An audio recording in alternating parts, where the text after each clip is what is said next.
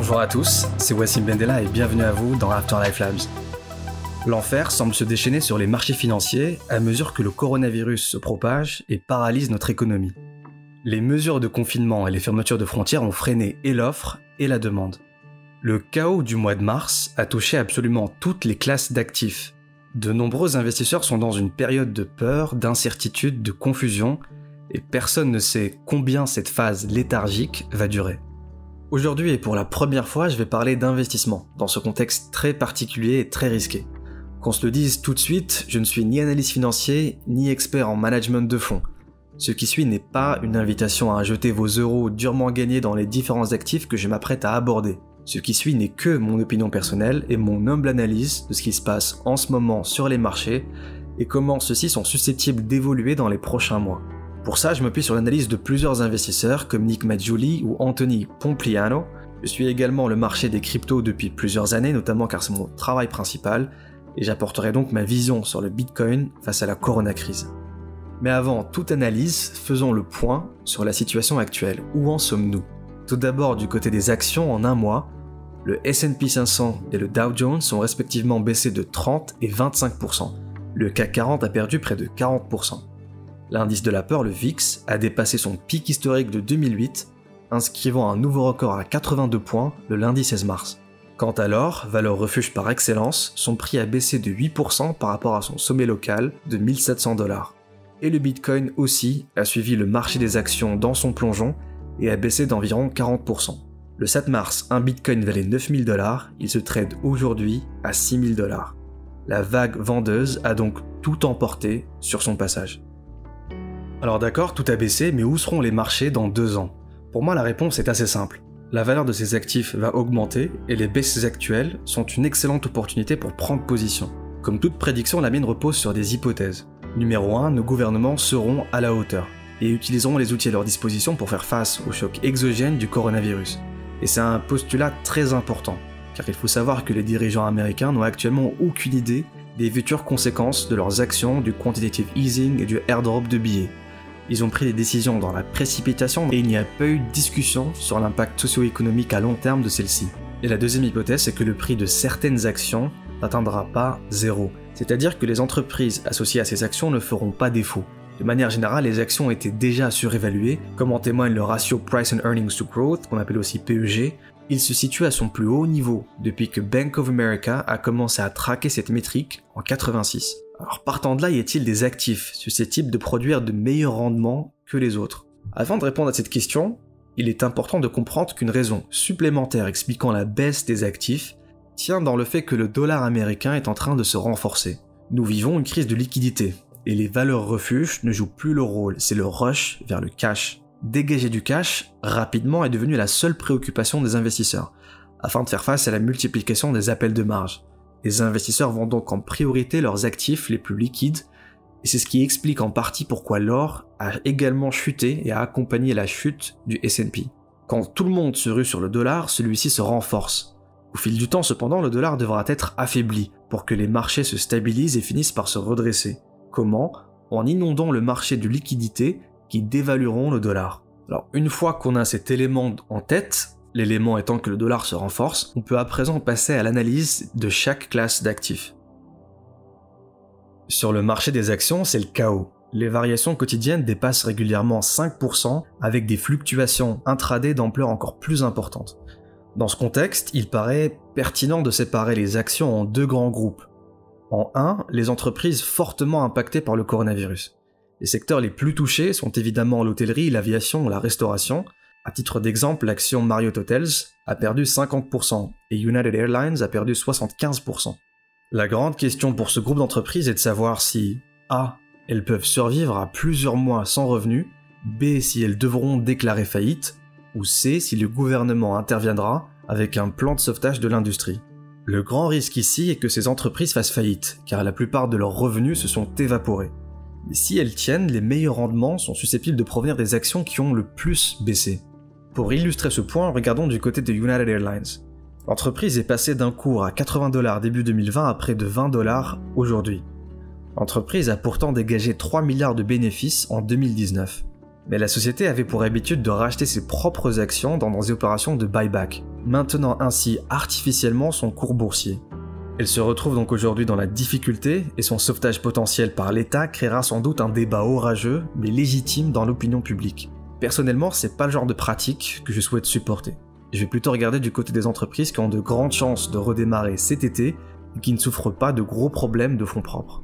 Le deuxième grand groupe, c'est les entreprises non impactées ou faiblement impactées par le coronavirus. Aujourd'hui, la plupart des actions sont vendues dans le cadre d'une tendance plus large. C'est-à-dire qu'il n'y a pas beaucoup de discrimination entre celles qui sont solides face au coronavirus et celles qui le sont moins. Les entreprises faiblement impactées par le coronavirus devraient donc accélérer leur reprise au cours des 2 prochaines années. Néanmoins, si une croissance me paraît fort probable, il me paraît inimaginable de revenir au niveau historique surévalué de février 2020. La question qui se pose alors est, sommes-nous au plus bas ?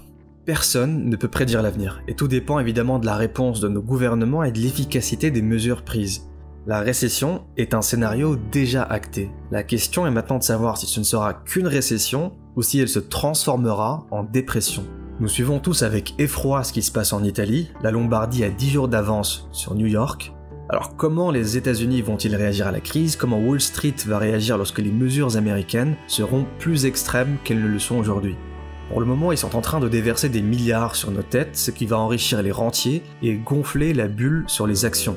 On peut également se demander s'il est judicieux de faire pleuvoir les billets si tôt, car même en boostant la demande, les entreprises pourront-elles y répondre dans un contexte de confinement ? Quoi qu'il en soit, pour le S&P 500, le niveau des 2000 $ me paraît extrêmement intéressant à suivre. Une croissance de plus 20% sur les 2 prochaines années est tout à fait envisageable, et si les cours continuent à baisser, je tablerai plutôt sur une croissance de plus 40% à partir du bottom. Le deuxième actif dont je veux parler, c'est bien évidemment l'or. C'est la valeur refuge par excellence depuis des millénaires, c'est-à-dire qu'en période de turbulence et de crise, le prix de l'or conserve sa valeur ou alors augmente. Comme je l'ai mentionné précédemment, le dollar américain continue de s'apprécier sur le court terme, à la fois contre les actifs traditionnels mais aussi contre les autres devises. Et le gouvernement américain s'apprête alors à faire décoller l'helicopter money. C'est un moyen de soutenir la consommation qui est plus rapide que les baisses de charges sociales. L'administration Trump veut ainsi distribuer de l'argent directement aux individus, et cette mesure s'inscrit dans un plan de relance d'environ 850 milliards de dollars qui a accompagné de quantitative easing. Et les investisseurs comprennent bien que le quantitative easing ou l'assouplissement quantitatif signifie une dévaluation directe de leur trésorerie. Ils vont donc chercher des actifs de couverture afin d'avoir un hedge contre l'inflation. L'or, qui vient de passer de 1700 $ à 1500 $, va très certainement bénéficier de ce mouvement.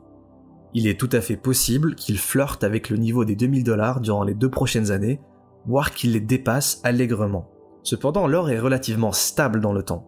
Ce manque de volatilité est un atout de taille en période de crise, mais en période de croissance économique, il ne produira donc pas de rendement extraordinaire. Les rendements extraordinaires ont besoin de niveaux de volatilité élevés. Et c'est là qu'entre en jeu le Bitcoin. Je vais reprendre ici l'argumentaire d'Anthony Pompliano, même si à la fin nous n'avons pas les mêmes prédictions. Les perspectives de Bitcoin sont similaires à celles de l'or, avec quelques différences clés. Tout d'abord, il y a la volatilité du Bitcoin. Alors que le dollar est dévalué, les investisseurs privilégieront des actifs de couverture contre l'inflation. L'or et le Bitcoin en seront les 2 bénéficiaires. Mais une différence majeure entre les 2 actifs est leur volatilité. La volatilité importante du Bitcoin est souvent considérée comme négative par les médias grand public et certains investisseurs. Mais il faut comprendre que c'est une caractéristique intrinsèque du Bitcoin. Ce n'est pas un bug, c'est une fonctionnalité. Au fur et à mesure que les initiatives de quantitative easing vont se déverser sur nous, avec une estimation à 5000 milliards au total, nous verrons un rush d'investisseurs vers l'or, mais également vers le Bitcoin pour se protéger. Dans la semaine du 16 au 22 mars, le Bitcoin a augmenté de 40%, alors que les propositions de relance monétaire commencent à se faire entendre partout dans le monde. Ce type d'hypervolatilité se poursuivra, tout en présentant toutes les protections de couverture contre l'inflation de l'or sur le temps long. Ensuite, il y a un point majeur qui est le 3e halving. La deuxième différence clé entre l'or et le Bitcoin, c'est que le Bitcoin est également à moins de 60 jours d'un choc d'approvisionnement très important. Les Bitcoiners s'apprêtent à vivre le 3e halving qui va diviser par 2 la récompense de blocs des mineurs.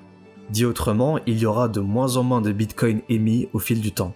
Cette règle algorithmique a ainsi vocation à rendre le Bitcoin déflationniste et à rendre l'actif encore plus rare, avec un max supply fixé à 21 millions. Pour vous donner une analogie, imaginez que tout le monde se rue vers l'or et que 50% des mineurs d'or dans le monde ferment leurs opérations.